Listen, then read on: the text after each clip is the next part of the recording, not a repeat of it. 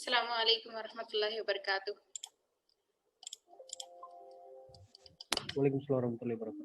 Sorry for making you wait. I had some internet problem, and I just want to take class today because you are waiting for the class. So we'll try to cover as much as we can in an hour, inshallah. So have you started anything on project that I have discussed in the last class?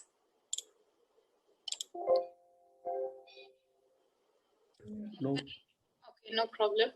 But I did not receive any of the assignments from you. I shared the assignment. Today I will share it. Today or tomorrow I will share it. Okay, sure. Try to do it. It's only to make sure that you are okay with that particular topic.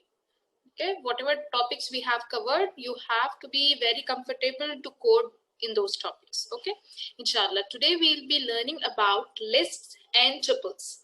You have already known so many things about lists, and we have already experimented. Done some programming using lists. But today we'll see much more on lists, and then we'll also learn on tuples.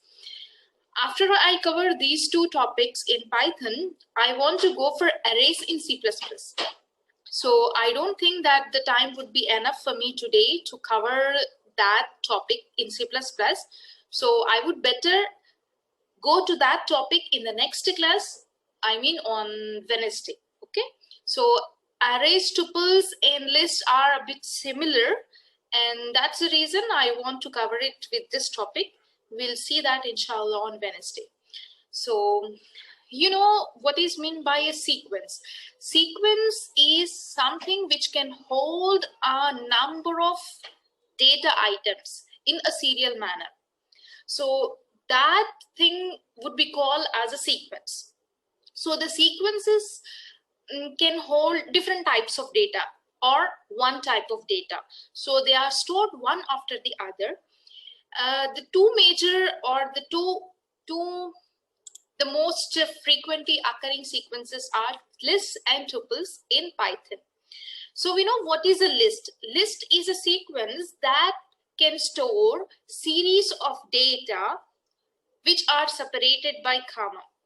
It can also store different types of data. Let us say it can be an integer and it can be a string. So these two different kinds of data can be stored in a list. But one special thing about list is that lists are mutable. What I mean by mutable is that once we have created one list, the content of this list can be changed later. So when the content is changed later, then that is called as mutable. It means changeable. Mutable means changeable. Okay. So what we know, the list can be changed in our program. It means that the lists are not static. They are dynamic. They can be changed in our program. Here we have another sequence which is called tuple. Tuple is a sequence that can store various types of data. It can be same type of data or different kind of data, but the tuples are not mutable. It means they cannot be changed. Once you have created a tuple, you cannot change it. The contents of a tuple cannot be changed. The elements that we store in a tuple cannot be changed. And this is the syntax of writing a list or tuple. Lists are written in a square brackets, and the tuples are written in this curly or say just brackets. Okay. You know these things we have already covered, but yet I would like to mention lists are mutable. I mean to say that lists can be changed in our program once they are created. Lists are dynamic data structures. Dynamic data structure, it means they can be changed. It works as a data structure. Data structure, it means a type of data type which will store, which structures the data in a serial manner. So in very vague terms, we can call the data structures in this way. And items can be added to the list. Yes, we can add items, and also we can remove some items. We can also perform some indexing and slicing to work with lists. Indexing, it means the numbering of the list. Slicing means cutting down the list into small lists. And this is the syntax to create any list. We have already seen this. We have this variable name. We can say it as a list name, and whatever list that we want to store, we'll write it here. It can be integers, or it can be numbers, or it can be anything. So this is just an example of a list. Let me copy this thing to my online compiler so that we experiment some of the things in the further slides.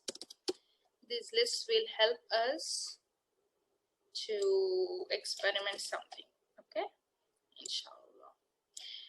So you know that lists can have different kind of data types too. Sorry. Okay, and this I need to remove. I have different lists. I have numbered list, I have string list, and I have a heterogeneous list. Now we'll go to the next slide. Here we see that we can access the list as per the index.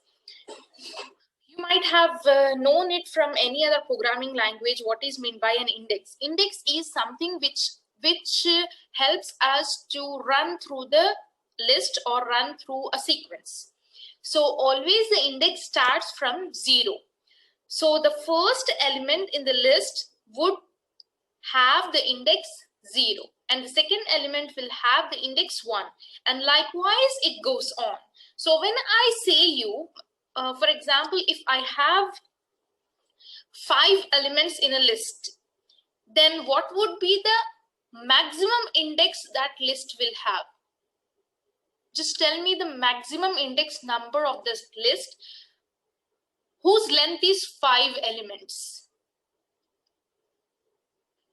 So in this case, yeah, it's 4.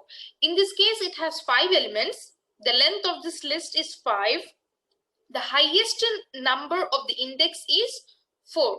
So when we try to print something like this, here is the numbers, right? And when we try to print numbers of 0 or numbers of, let us say, 1, okay? And we see the output here that it has printed 4, right? We are trying to access this index. If I write, let us see what it will do if I write 5. Can I write 5 here? Print numbers of 5, the number at the 5th index of the numbers list. So see, it's giving me some kind of error. It says that the list index out of range, the highest range or the highest index of this list has to be 4, but I have written it 5. That's the reason it gave me the error.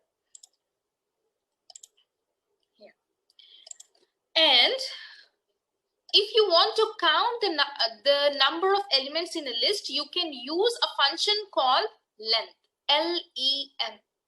L-E-N is a function which will take some arguments. Arguments, I mean to say the parameters that are passed to a function. Okay, what is meant by argument? Tell me what is meant by an argument. The parameters or the values that we pass to a function. When I explain you the topic of function, then it will be easier for you to understand what is meant by arguments. So here when I am writing arguments inside these brackets, it means that the length function will take some arguments. Okay, and here the argument would be the name of the list. If you write in this way, this will return you the length of the number. See, let us try to experiment this function.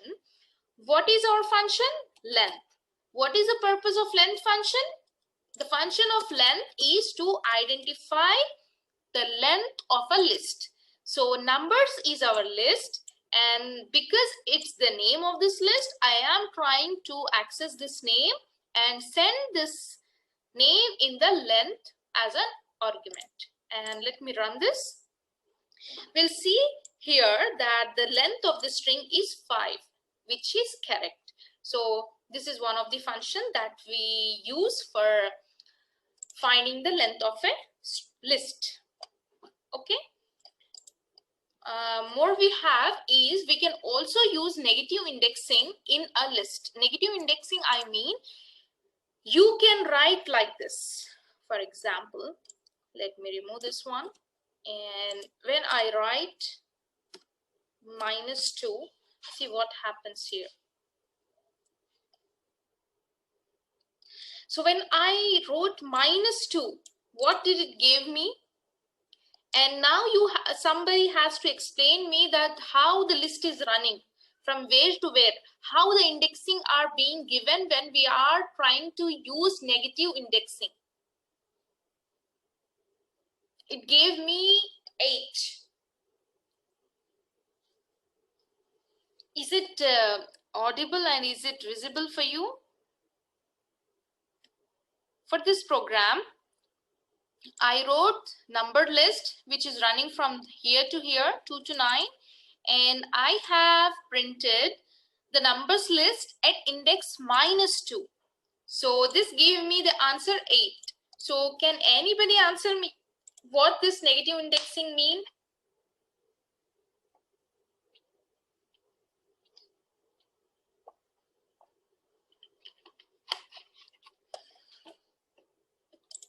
I think all of you are waiting for one another. Anybody can answer. I don't know. Last one is taken as -1 and last but one is -2. Yes, so the list is running in the reverse order. There are so many problems where you have to run a list in the reverse order. In all other programming languages, it's a bit complicated. It's a bit complicated, of course. You need to use some loops and other indexing variables to run through other, I can say, a list or an array. But here it's very simple. If you want to run in the right order from left to right, then you have to use positive indexing, which will start from 0 to n-1. N is the length of the list. Whereas when you have to run the list from right to left, you have to start from -1 until -n. N is the length of the list. Okay. So we understood it until here, and then we'll go to the other thing. Here it's showing that we know that if we are working with strings and we are using some plus symbol in between two strings, it concatenates, right? So the plus symbol is always used for concatenation of strings. But here in Python, you can also use the symbol plus for concatenation of two lists. So let us just experiment this thing. Here we have numbers, and I'll write numbers too. Okay, and I have this list 1, 2, 3, and 4 and 5. Okay, no problem. And now I want to print what I want to print: the numbers plus numbers 2. Yeah, I want to print this thing, and I want to see how this is printing me. See, this is my list. Okay, there's one quick question for you. If I want to concatenate it with the other list, which is containing different kind of things like this. Okay, can I do like this? Can I concatenate it with this? This is consisting of strings. This is consisting of integers. Can I concatenate these things together? Yes or no?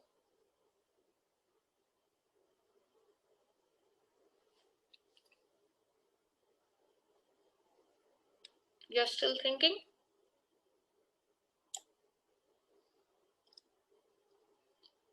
we can. The reason is the list is a data type. It's a sequence which will store all kinds of elements. Either it can be a number, either it can be a string or character. So by nature, it can hold any type of data. So even if you concatenate different types of data, it will accept it and it will store it. So when we have concatenated, is it possible? Sorry, is it possible to store only the single type of data for the list? yes, you can also store single type of data, or you can also store by different defining the data type, like okay, you for want example, to have your list with some condition that any other data type it should not accept. You may say yes, that. but I want to declare it as I want to do it in the declaration time itself, like how in C we doing and this Java we are doing, right? In same manner, I want to do it in while declaring the variable itself. I want to make it like the values are single data type. Single data type. You mean to say that this list has to only contain integers. This is your Yes, example, right? For example, int numbers equal to square bracket of this number. Is it possible? Int numbers equals. Yeah, this is correct, exactly correct. If I do like that, it will work for it will accept it. I think it will work only for. Oh yeah. So in terms of syntax, as far as I know, this will not work, because for creating any type of list, or you just need to have the list name and the elements of the list, but it will not accept in this way. The declaration in this way is there in other programming languages, but it's not there in Python. So you cannot practice this kind of writing in Python. So if you have to keep some conditions like this to a list, there may be some lines of code. I'm not sure of this, but I can look for your question. If you want me to look for it, I can look for it. If we need to have only numbers types of lists, then we may have to write some conditions. There might be some controlling type of predefined functions there might be there. We can look for it, inshallah. But as far as I know, you cannot declare this int like this, or you cannot declare it in this way. Yeah. Do you have any question?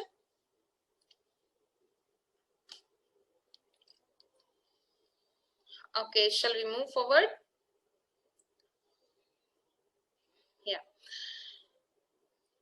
Okay. So here we want to see how we can change a list.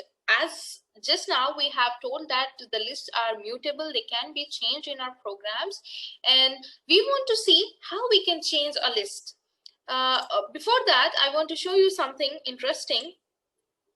Here I write numbers and I write *5. Okay, so this is really interesting. Just to okay, and we'll try to execute this one and see what it's giving. I have wrote 2 and multiplied by 5, so it gave me 2 for 5 times, right? So this is one of the way if you want to have a same number list for n number of times, you can do this. Okay, so here it's giving 2 for 5 times. You can give any number here. So this operator star, I mean this operator, multiplication operator, it's multiplying the number for 5 times. And then here what we are trying to do is we are trying to run this list, numbers list, using a while loop. How do you remember the syntax of while? We need to have firstly a variable which is running, right? A variable which is running throughout the loop. How can we write it? Firstly, we need to have a while loop, right? while loop with the number index. Let me just first write the index equals to which is running from 0, because here in this list, the number list, we are starting it from 0, and then we will run it until what will be the last number? It would be 5. It would be 5 or 4. The last number would be 5 or 4. 4. 5. Okay, just tell me. I will write something. Is it right or not? You have to tell me, okay? Index is less than or equal to 5. Is this right? No. Sure? What do I have to write? Okay, I'll write 4. Is this right? Yes. Yes. This is right. This one? No. We get right, but we don't give all the data. Okay. You're right. The last one it will not give. For the last one, we have to write this thing, okay? Enter name. Okay, and then I'll try to do index equals index plus 1. Okay. And then okay. Until this point of time, we'll remove this one, okay? Or just to do, yeah. So what we are doing is running the while loop until index is reached to the highest, the last number, right? Index is starting from 0 and ending at 4. And each of the number with the indexing, we are running with the indexing, numbers of 0. What does this will give me? If it's 0 at the first, it will give me 2. 5. It will give me 5 numbers of 0. What will be stored in numbers of 0? Please tell me. 2. 2. And what will be stored in numbers of 4? 2. 2 only. Yes. All of these are storing the 2 number for 5 times. Okay. So let us run this. I hope I did not made any indentation errors. So what this while But you loop? are giving, no, but you are giving input value, right? So that in last every index will last value. So the whatever the input we are giving, the same value will store into every index. Right? Very good. So what this while loop is doing? Miraj, please tell me what this while loop is doing. While loop is running from 0 to 4. That thing I understood. Apart from this, explain me this line. Oh, sorry. Explain me this line.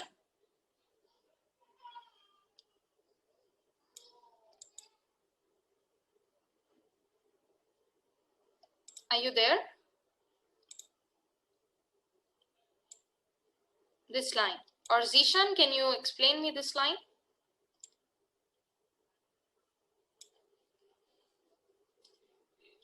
We can enter some string in place of each 2. Yes. So this line, what it's asking, in the place of every number with this index, we are asking to enter some string, right? I haven't wrote the type conversion here using the int. That's the reason it will take all the strings. Okay, it will not take it as integers. So let me give the name. Okay, we have Arif with us, and let me give another name, which is okay, we give Mehraj. It will run for how many times? How many times will it run? 5 times. 5 times, yes. And let me give another name, and let me give another name. Okay, and let me give another name. Okay, good. So what happened every time when I am entering, it is being stored. Is it? Okay, let me print it here. Print. What do I have to print now? To see what is stored in numbers, right? So I have to print that numbers. I need to run this again. Okay, enter number. Let me give A, B, C, and D. And you see this. Firstly, the list was of numbers, and now how it is changed. See, it has been changed into a character list. If I write the string, it will change it in the form of a string list. Okay, we got it right? Yeah. And there is something called list slicing. What does this mean? Is when we have a long list and we want to have only some elements from this index to that index, like we want to have the in between 10 numbers of a list, then you can slice that list and see all the numbers in that sliced part. So we can experiment this slicing here with the same list, but let us write something else instead of this simple list. Okay, and okay,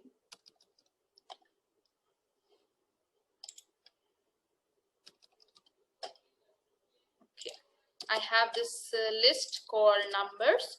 I have 1 to 5, and okay, let us take the grades. That would be easier. That would be better. Okay. Yeah. So this is our list. Now I want to print the sliced part of this list numbers. And how should I have to specify the sliced part? Now any one of you will answer my question. I want the console to print 89, 90, and 76. 89, 90, and 76. I have to give two index numbers, the starting index and the ending index. What do I have to give? The start index and ending index. How? In this way. I can show you here. So Using range. Using this thing. See here, it's index 0, it's index 1, it's index 2, it's index 3. Okay, so these are the indexing. How they are giving whatever the part of slice that you want from a list, 1 to 3, this part. Okay, 1 to 3. So anybody will tell me how can I print from here to here? 0, 1, 2, 3, 4, 5, 5, 6, 7. 5 to 7. Okay, let us check.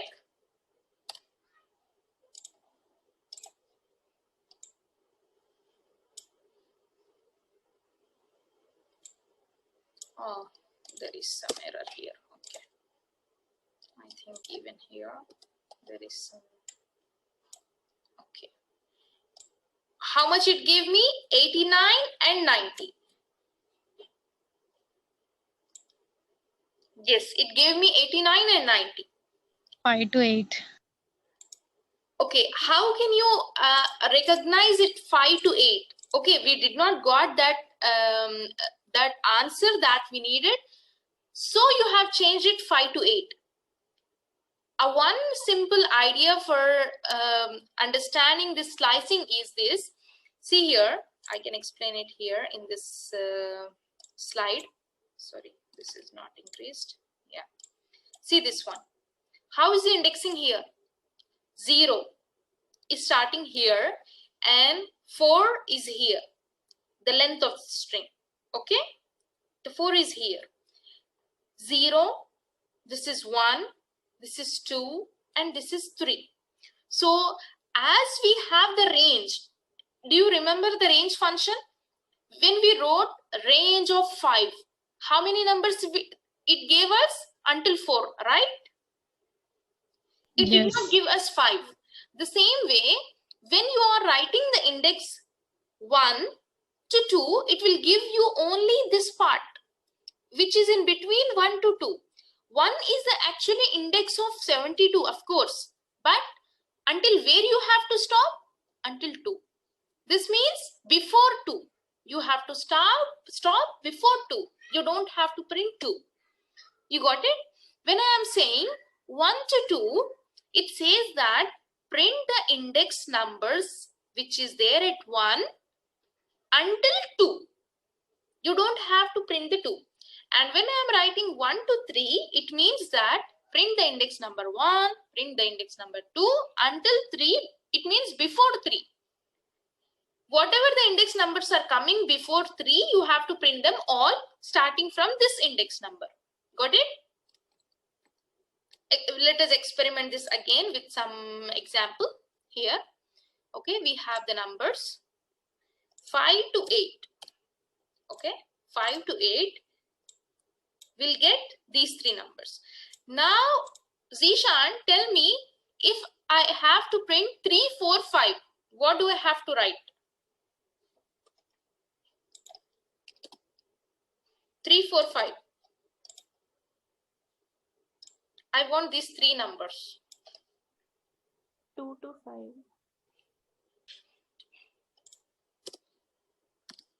This is 2 to 5. Sure?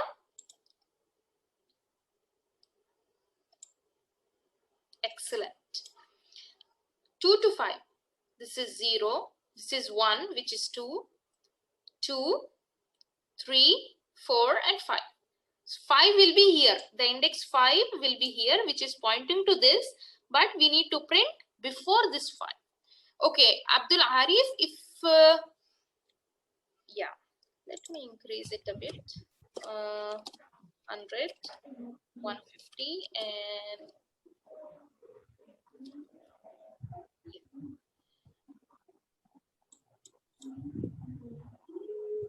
yeah, this is our list now. It is bit increased. Now I want the numbers to be printed from 100 to 167. 100 to 167. 8 to 12. 8 to 12.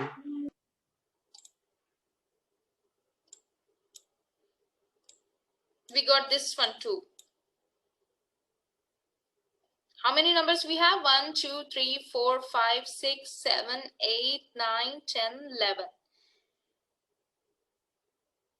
This is 12. Sorry. Is it 12? 1, 2, 3, 4, 5, 6, 7, 8, 9, 10, 11, 12. Yes, these are 12 numbers, but the indexing would start from 0 to 11, right? So the number which is here, you have to consider this one.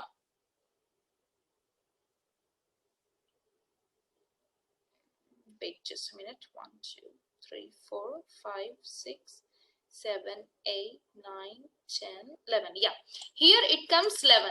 So you have to remember this one number before this one. So this would be 8 to 11. You got it?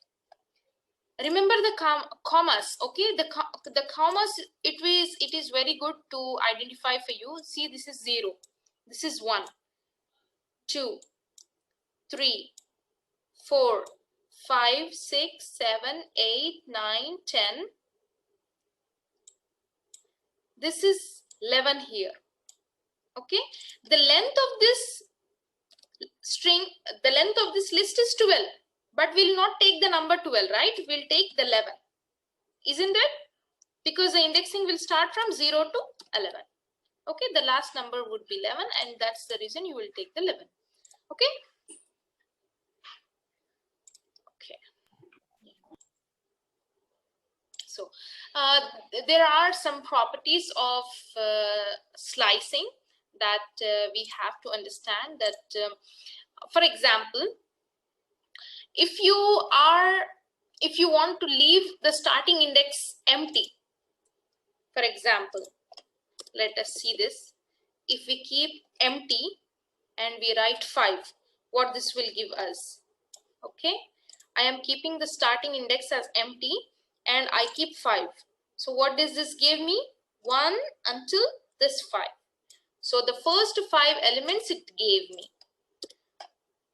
I keep this as empty, the last index as empty, and the first index as 5. So it's giving me after 5. Whatever the numbers are there after 5, it's giving me all those numbers. Okay? Yeah. And let us keep this empty, both of these.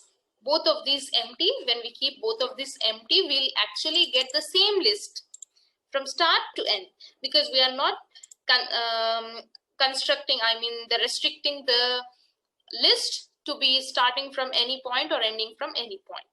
Okay, at the same time, we have also a step for the list slicing. What is the step? We have seen this in the range. In the range, we have one start and end point with some difference, right? With some step size. Like if I want to have a range which is adding up after every 5 numbers. So I can show you in this way here. So let us start it from 0. Okay, let us start it from 0 and end at 8, and with the step as a 2. Okay, so let us see what happens here. So what it is printing, if you see the list and the output, you can understand it easily. We have 1 at the 0 index, and then we have 3. I gave the step size 2. It means that for every second element, you have to print. After this, every second element. So it will leave the number 2 and it will print the 3. If I have to leave 2 numbers, I have to keep 3. If I have to leave 4 numbers, I have to keep,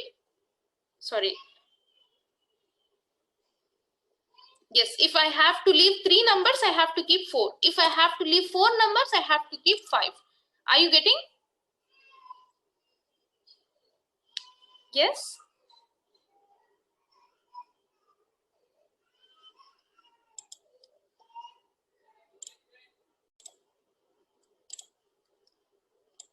So you got this one, right? What we are trying to do is we are using the slicing with a step size. The step size will actually give you on the console after some number. Okay, so just let me write 11 here. So it will, this sliced part will run from 0 to 11.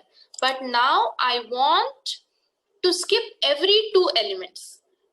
I want to skip every 2 elements. Can anybody answer me what do I have to write here? The third argument, the third step size, what would be here? What should I write here? If I want to skip 2 elements after each element, I have to skip 2 elements. What do I have to write here? 3. Excellent. I need to write 3 so that I can skip the 2 elements after each element. Because the index is starting from 0, it will run from 1 and it will skip the next 2 and it will print the 4th, and it will skip the next 2, it will print this, and skip the next 2 and it will print this, and the next 2 will be skipped, which is here showing the end of the list. And what else we have in the, okay, let us see. Just now we have seen that if we are trying to print a list using the index, right here, let me show it from here. Okay, this thing, do you remember we were trying to print this list by using that index, right? when I keep 6, will this list will print something? Will this print statement will give us something? I think it will show exception. It will give us an exception, right? It will give us an error. Why does this will give us an error? There is no value for, there is no index in that.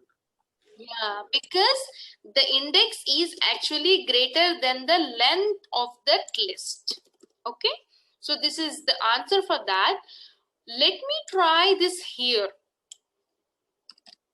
The length of the string is 12. Sorry, the length of this list is 12, but the index of the last number is 11, right? Index of the last number is 11. Isn't it? Okay, you can understand it with this way. What's happening here? I am changing the index every time, and the index that I am keeping here is actually greater than the length of this list. But it's not giving me any exception or any error or any syntax error. But it's actually printing me the list as I have mentioned here. So here in the list slicing, it will not make any changes or exceptions if you miss or write some wrong indexes here. Okay, so it will not bother about the indexing numbers. Repeat, what will happen if I give unwanted index? What will happen? Can you repeat? Sorry. Unwanted index, what do you mean, like this? As you told, if the length is more than the length. Yeah. If I give index as more than length, what will happen? More than the index, right? It will give you as if the same list. It will give you the same list. It will not consider this greater index as an error. Okay. Yeah. So for example, let us do like this. Okay, 8 to 5. And let us see if the start index as the greater and the end index as the smaller. What it's giving me? An empty list, right? It's giving me the empty list. But if I want to make this, if I want to make it in a right way, then I can do like this. When I write -8, it will come from here. -1, -2, -3, -4, -5, -6, -7, -8. It's coming here. And the reason it gave me the 5. Okay, it's coming from here. We know that when we write the negative indexing, the list will go in the reverse order. It will be counting from right to left. Okay, and the end is 5. So here in this case, the 5, it's not considering the 5. It's only considering the start index. It's not considering the ending index. I can show you it with this changed example. Oh no, it's actually considering the end index too. So when I keep the 4, it's not giving me anything. Let me just try to understand this thing. Okay, 4, and it's not giving me anything. 1, 2, 3, 4, and 5. Okay. Here, what it's taking, when I have given the -8, it's starting the list from left to right. And it's taking the indexes -1, -2, -3, -4, and here as a -8. And when I keep the end index as 5, what does this mean? That the ending it's taking from the first order. I mean to say starting of the list. So when we say that start from here, the start from here would mean end from here, right? When I'm saying start from here, what does this mean? End here, right? Are you getting my point? When I'm starting here, what is the end? What is the end? This is the end, right? Yes or no? when I am starting from here, is this the end? Isn't it? Yes. Yes. So when I am Yes. starting from here, what is the end? This is the end, right? So when we are writing the negative and positive, what it is taking, the start index, it's taking from this point, and the end index, it's taking from this point. And when these 2 points meet together, it's giving that value. You got this? When I am keeping 4 here, it's actually the 4 is not matching up.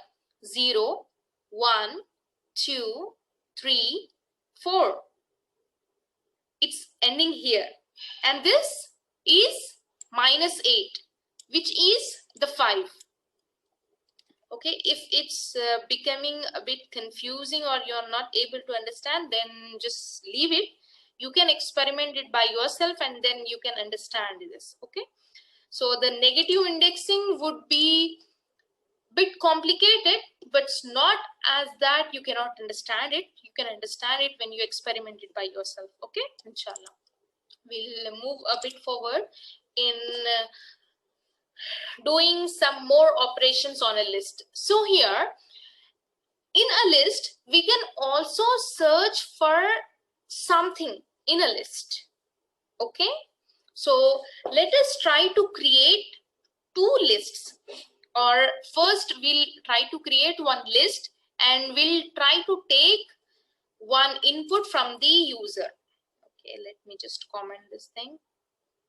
Okay, I'll remove this one and I'll keep this one. Okay, and I'll remove this one too. Okay, let me create another list. Okay, this time a list is name. Okay, and in this list what I am taking is your names. Okay, this is name is Mehraj, and there is another name we have is Zishan, and we have another name is Sarah. Sorry, it's Sarah, and we have another name as Arif, right? This is one of my list which consisting of string elements. Now I want to take another list, another variable which is a kind of string, and it's taking some input from the user. Please enter the name that you want to search. Okay, so what I'm saying to the user, please enter the name that you want to search.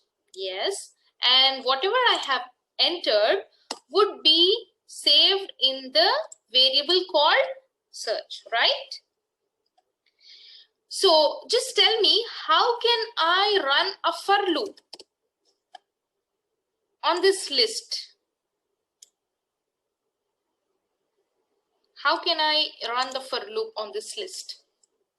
From where will it start, from where, until where it will end, and how do I have to write this for loop? Or any loop. We can take for or any other loop.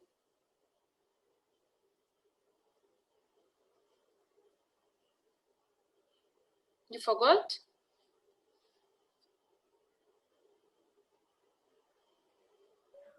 First, we will get that input value, and then in for loop, will give us some variable, and colon we can give the name. Inside we can use a if condition to search it. Okay.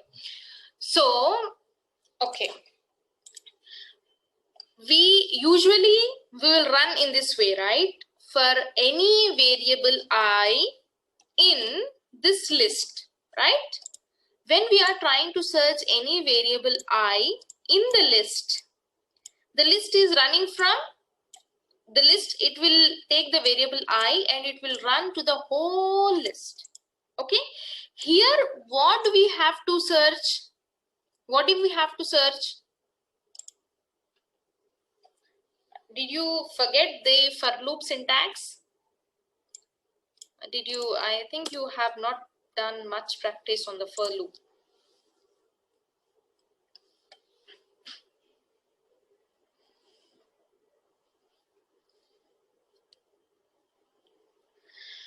Okay, let me go to the slides. Do you want me to go to the for loop again?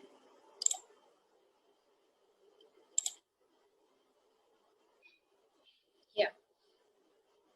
So this is the syntax for loop. What we used to do is we used to take a variable which is running throughout this loop and printing each of this variable, right? It means printing each of this element in the loop. It means this one, this one, this one, and this one. So how can we write this program? We can write it using this I will be taking each of the element in the name list, and then we can compare this I with the search. What does this mean? Are you able to understand what I'm doing here? Let me keep it a little back. Okay, I'll remove this all. Okay, here this is visible, right? Try to understand what I'm doing here.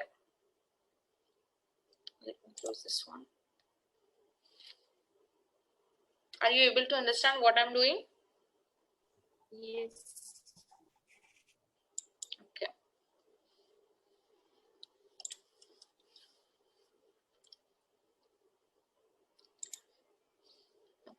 So in this for loop, what I am trying to do is taking this variable I and running throughout this loop and matching this thing. Okay. You can also code the same thing using the if condition, right? For the if condition, how we can use the in this keyword, in keyword in the if condition also you can use it. How you can use? For example, just I'll try to show you that one.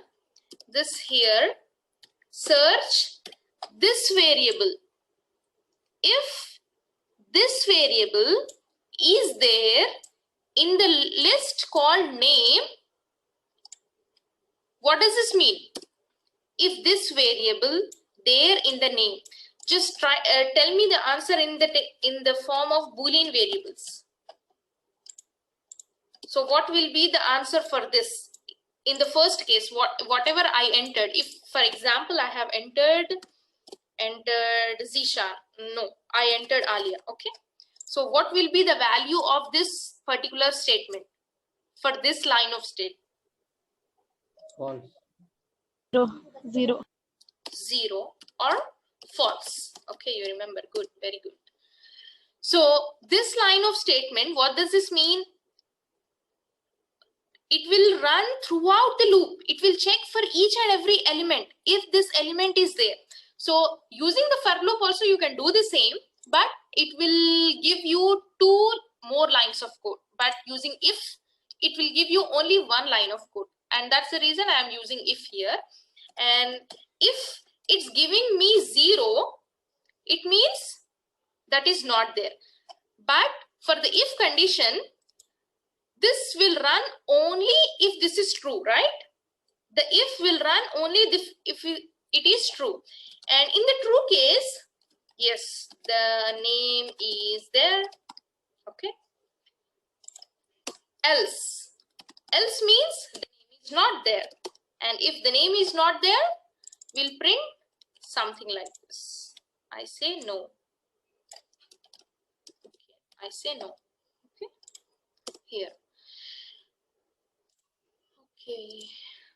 And it's asking me the name that you want to enter. I say Alia. Okay, it's something like this, no problem. And what did it print? It print me no. I want to run it again, and I want to write like this, Zishan. It gave me no again. Why? Case sensitive. Case sensitive. Yes, it is case sensitive. So only if I give the same type of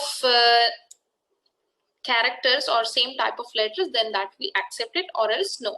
So what we are trying to learn here is we can search any of the element using this lines of codes. Okay, I'll give you some homework on this type of problem. Here actually what I was doing is I did this problem using the functions. Okay, the reason I did not explain you here because we have not covered the functions part, right? But it's very easy. Here I am defining a function called main using the keyword main, and it follows some this brackets with a colon.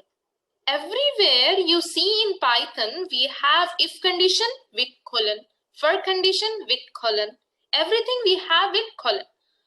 After defining this function, inside the function, I am using this list and I am searching the name, and then I am doing this if condition. After defining this function, I am calling this main function. So inshallah, I'll explain it in the next week. We'll cover the functions topic, then you will understand what I was doing here. So we can also copy the list from one to another. How we can do that? Let us see this example. Let me comment this one and end it here. I have a list called name, and I have a list, another list called name2, and what I'm saying is name1 is equals to name2, and now I want to print that copied list which is name2. And I see the output that the name2 is giving actually the same elements that the name list has. Okay. Okay. Now let me try to change something here. Okay. Name of it's 3. Okay. Equals. I want to give my name here. I want to change it.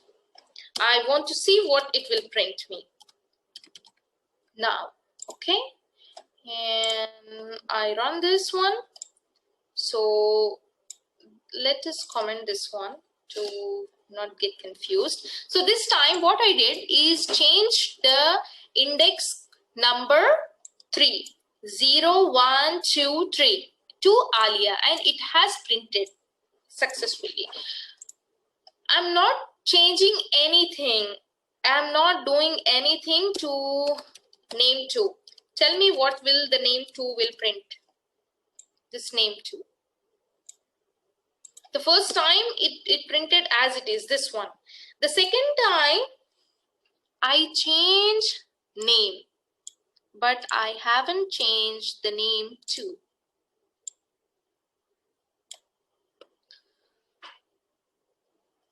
Wonderful. This means the first list L1 name was copied to name2, and then when the name was changed, the name2 list was also changed. This is the dynamism. It is a dynamic list. Lists are dynamic. It means whenever you change something somewhere, the change will be reflected to the connected or associated things too. So the name the name and the name2 are actually connected. They are associated. They are equal to one another. We have did it here, but it's actually being reflected here too. Okay, you got it. You got it, right?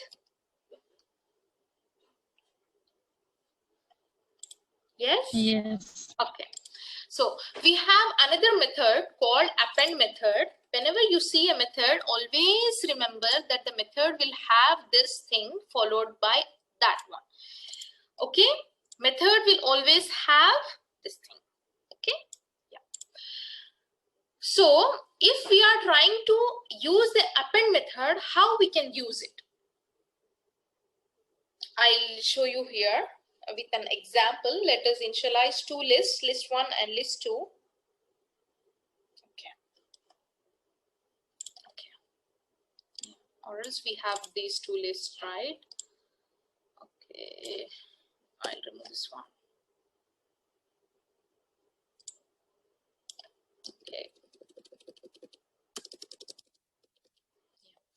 I have a list called name2.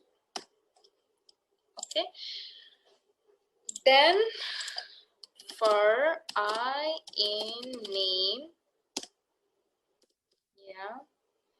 And then what I have to do is name2 dot append. So what I am doing is run the loop throughout the name list and append all those elements to name2. This index I is actually giving the values here. Okay, got it, right? So append, functionality of append is, let me just try to explain it here. Okay, we have this list, list 1. All of these elements, we are running these elements using I here. Okay, for I in the list 1, they are running throughout the loop. Then the list 2, this list is being appended with the arguments I. And what are these arguments? Are actually the elements that are consisting in list 1. Okay. Append, it means it will add up. It will add up to the existing list. What I missed here? Name and name2. Yes, I have to append the name. Name2. What did Colon. yes, I have missed the colon. Good. So actually I had not printed this name2, right? I have to print this name2 to see if it has reflected what we are trying to do. Yes, it has reflected what we are trying to do, and here it is starting from this name which is there in name2, and it's amending whatever is there here. Okay, so this is one of the usage of append method. We'll also have two-dimensional lists. Two-dimensional lists are actually similar to two-dimensional arrays, or we can also say them as the matrices. Do you remember the matrices? How they are? We have some rows and we have some columns. So let us initialize this two-dimensional array, sorry, two-dimensional list. Okay, and let us take the list 1 as how is the syntax. Until and unless you write it, you will not understand what is the syntax of a two-dimensional list. 1, 2, 3, and then I have 4, 5, and 6. Then I have 7, 8, and 9. So are you understanding? So this is one row, and this is the next row, and this is the next row. So how many rows do we have here? 3 rows. 1, 2, and 3. So actually this list will be like this. Okay, you can understand it here, right? So this is like this. Is it clear? This is two-dimensional list. This is not three-dimensional. Okay, do not confuse with the 3 rows. It's not three-dimensional, it's just two-dimensional. Why I'm saying it's as two-dimensional? Because it has only rows and columns. Got it? Yes. To be more clear, I can move this apart. This one apart.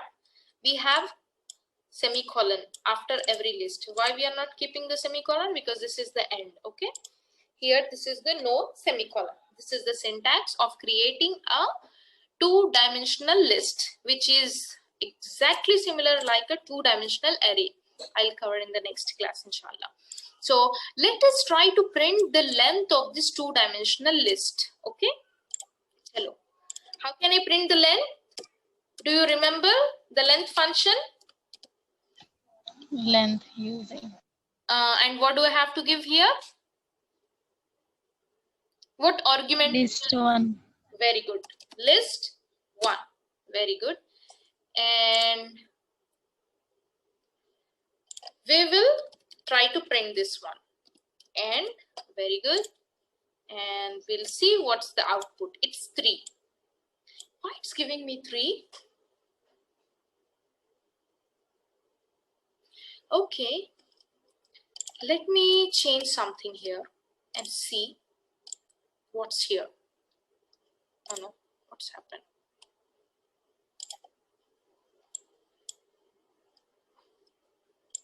Just wait. There is some problem. Okay. So what are you able to understand here? Okay. Tell me what is meant by the number 3. How is giving me the length of this string? Length of this list, not string. Is it changing something? Okay. Let me change here. Okay. It gave me 4 now. So what are you able to understand? The list length, how is it giving us the list length? It's as per the number of rows. So it means that each of this sublist is being considered as one element of this two-dimensional list 1. What are you able to understand? This is a two-dimensional list. And in this two-dimensional list, each sublist or each internal list is being considered as one element. And it's counting it as 1 element, 2 element, 3 element, and 4 element. And that's the reason it's giving us the length as 4. Okay? Yeah. So if we have to print this list, all the numbers in that list, how we can do it? If you remember the matrix multiplication or matrix addition, something in C or C++, you can understand it very good. Wait, so how we can run it? So first thing we got to know that this is the length for I in list 1. Okay, so when I am trying to use this index I in the list 1, until where do I have to run this? Until where do I have to run this? Until length list 1, but I need these numbers too. For running these numbers too, I have to take a nested loop which will run inside the elements too. Okay, but the inside elements too will have some length, right? The inside element will have also length. So each time we need to consider the length of this inside element. When I am saying I, what does this I represents? Tell me. What does this will I represents? Will it represents 1, 2, something like this, or what? You need to understand this by this thing. When we are printing length, what it gave us? 4. 1, 2, 3, 4, right? So when I say for I in the list 1, when I am taking I, the first element in list 1, or the elements in the list 1, what will be considered? This will be considered from the sublist. The sublist 1. I say sublist 1. Okay, which is indexed at list 1 of 0. Isn't it? Right? And here this sublist 2 is indexed at list 1 of 1. Okay. Got it? Are you able to understand this? Yes? Yes. Yeah. So now let us try to understand how we have written this printing of this list. Okay. So we are trying to run the index I in the range until the length of my list. What will be here? What will be the number here? In this case, it's 3, right? 1, 2, 3. Okay. So it will run until 3. But this I, what this is giving? This is giving this one, the whole thing. Now I want to have the length of this one too. Okay. Are you able to get it? Range Yes. of this length, right? This length, I take it here. Length. Range of length in list 1. The next time, what do I have to do? For another element, I can say j in range of, what should be the range of this I now? Sorry, with this j now, what should be the range? This j will be actually running from here to here. So how can I identify the length of this one? Length of this sublist, right? The length of this sublist. How can I write this sublist? List 1 of index I, isn't it?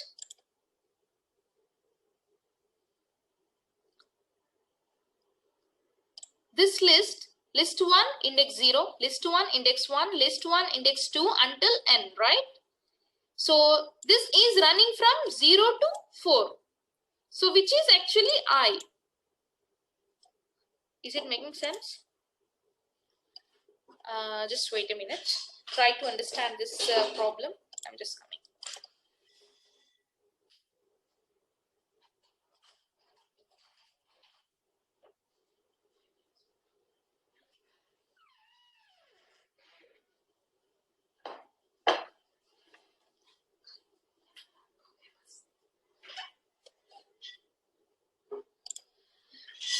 Yeah, is it making sense? Yes or no? Should I explain it again? Yeah, understand. Understood? Okay, very good, mashallah. So what we are doing, this I is for this list, which is I1, or I can say I is 0 here, I is 1 here, I is 2 here, I is 3 here. Okay, very good. List 1 of 0 is this one, which is running from 1 to 90. List 1 of 1 is here. So this is list inside the list. List inside the list. We have sublist. The sublists are running by using the variable j, and the actual elements, which are this list, are running by using I. So once we got the list ranges, let us try to print. What do I have to print now? I have to print this list 1. How can I print list 1? List 1 of, the first index would be I, the second index would be j. So how will it run? We know that in a nested for loop, for the first number in the outer for loop, the first number is, for example, 0. It's starting from 0. At 0, all the numbers of j will be running. The outer inner for loop will be running for the full.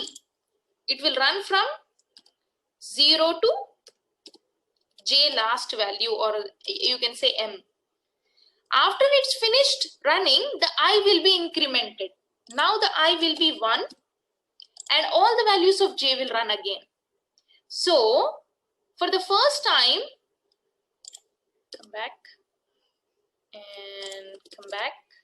Okay, for the first time I is 0. When I is 0, it means list of 0 of 1. This is 0th index and this is the index which is running from 0, 1, 2, 3, 4. This is I. is 0 and j is from 0, 1, 2, 0, 1, 2 and 3. Got it?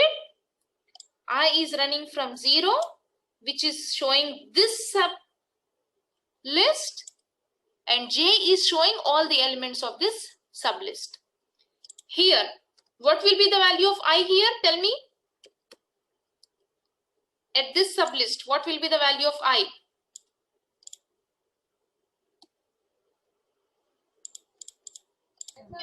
One. Very good. It's 1. And what will be the values of j here?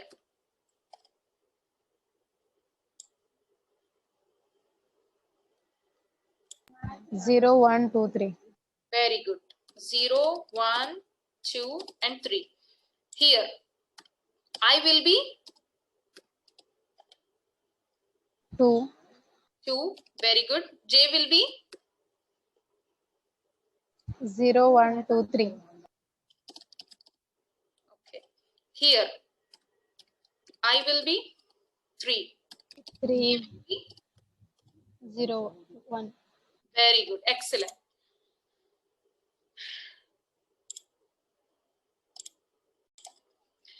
So we understood this one, right? The list, the double list, two-dimensional list, we are running it by using I and J. I is giving the indexes of the first list, this list 1, and J is giving the indexes of the sub list inside. Okay,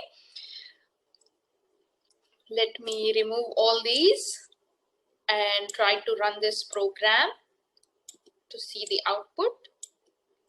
Right, let me remove the comments here too and here too. This is gone and this is gone. Just tell me if I am doing any syntax errors. And comma, I will also try to print some string which is taking some space. Okay, okay, yeah, I think I have missed this one. Yes, and I have missed this one. Okay, let us remove the indentation errors. Okay, here.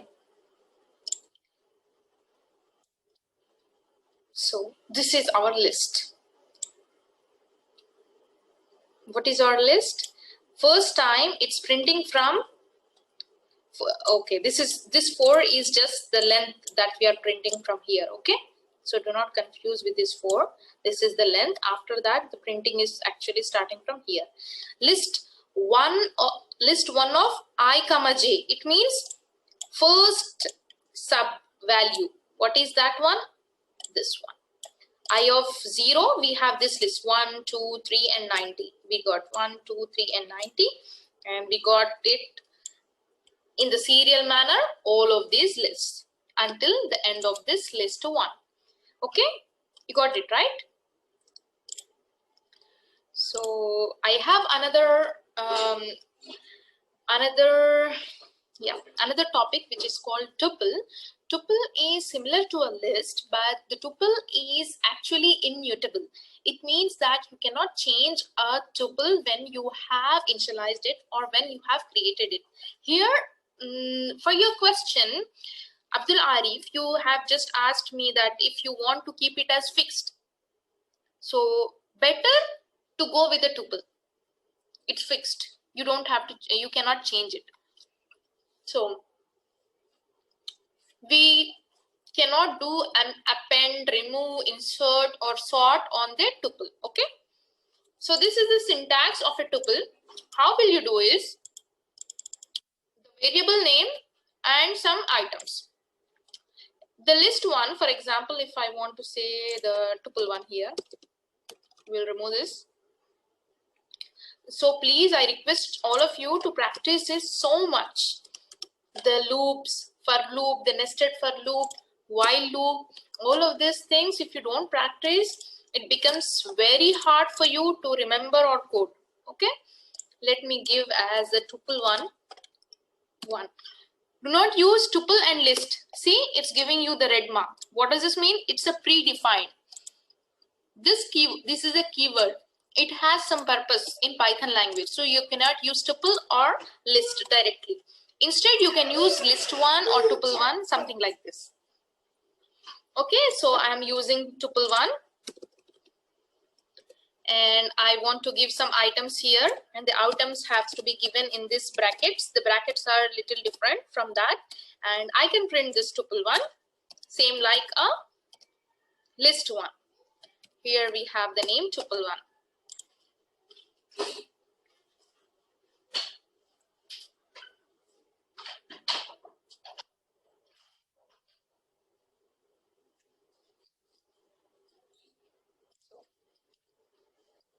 Yeah, if you want to know the list, the tuple range, you can do it the same way as you did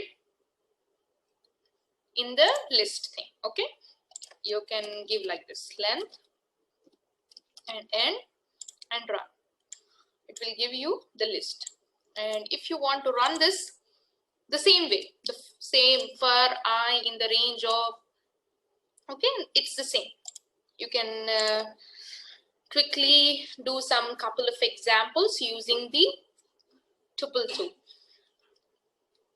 However, there is one interesting thing that you have to understand is conversion of a tuple to a list and list to a tuple. Let me take this example here and explain you how we can change. So we have a number tuple. It's here, which is taking some numbers, and this tuple has 1, 2, 3. And we have a list. What we are doing is trying to store something in the list, but what we are storing, the tuple which is there here, we are converting that tuple in the list. So the list is a keyword which is trying to convert a tuple to a list. You got it? List is a keyword which is taking as an argument and converting it into a list. Now, if we print this list, it will give us that tuple in the converted form of a list. Got it? Before that, I have to show you something else. I want to show you this thing. Tuple1 of 2 n equals 0. Okay? See here. The tuple object does not support item assignment. You cannot change it. Once you have created it, it's done. You cannot do any of the operations on the elements. You cannot change the elements. Okay? Other than this, what we have? Yeah. Now, this number list. What is this number list? Now it's a list. What I'll do is new tuple. I'll take a new tuple. Now I want to convert this new store in this new tuple a number list. I'll store this number list. Now, who will tell me how can I change this list into a tuple? Just try to use the same syntax and try to use a bit logic and tell me how we can convert this. This is actually a type conversion. I'll talk more about this, inshallah. First, you answer my question. How can I convert this list into a tuple?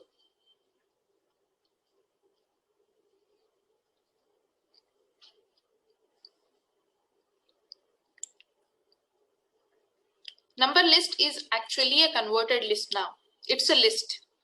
This list has to be converted into a tuple and stored in the new tuple.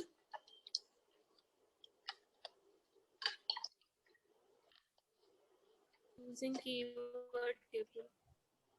Excellent. I'll use the keyword tuple. And let me print it now here. Now I want to print the new tuple.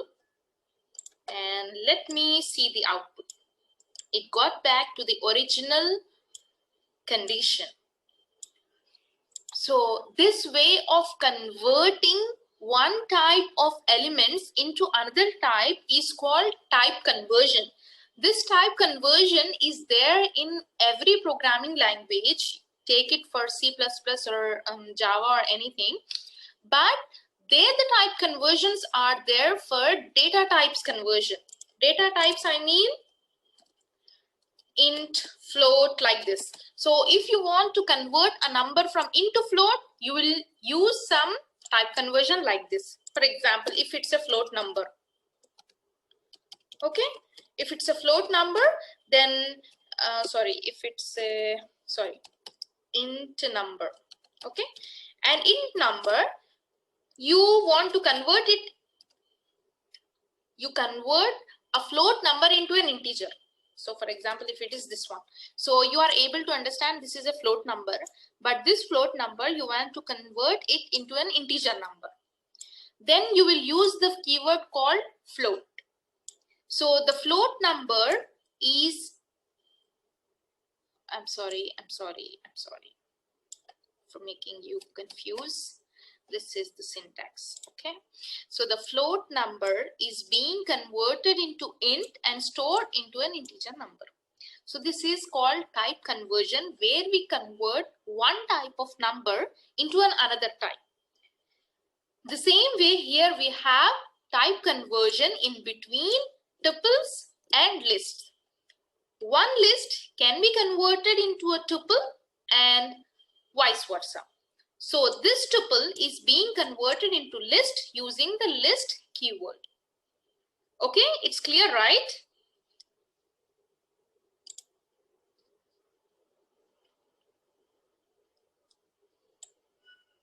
We are good? Are you okay? Are you okay, or your brain is heating? We'll end it. Yes, clear.